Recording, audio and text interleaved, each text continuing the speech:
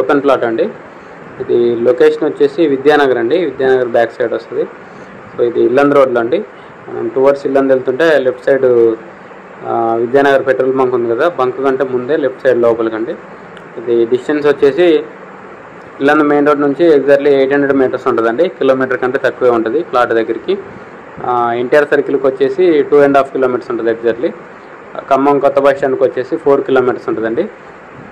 So ఇది total వచ్చేసి 225 గజాల ప్లాట్ అండి. దీని కొలతలు వచ్చేసి 30 ఫేసింగ్ 67.5 లోతండి. టోటల్ వచ్చేసి 225 గజాలండి. ఇది ఇళ్ళ మధ్యలోనే ఉంటుందండి. ఇమీడియట్గా ఇల్లు కట్టుకోవచ్చు. చుట్టుపక్కల అన్ని హౌసెస్ ఉన్నాయి. సో ఇదండి కనిపించేది ప్లాట్, క్లీన్ చేసి ఉంది. సో దీని రేట్ వచ్చేసి 19,500 చెప్తున్నారండి. 19,500 per square yard. So east facing plot అండి. ఇది తూర్పు ఫేసింగ్ ప్లాటే. సో ఇది కార్పొరేషన్ లిమిట్స్లోనే ఉంటుందండి. ఫస్ట్ డివిజన్ వస్తుంది.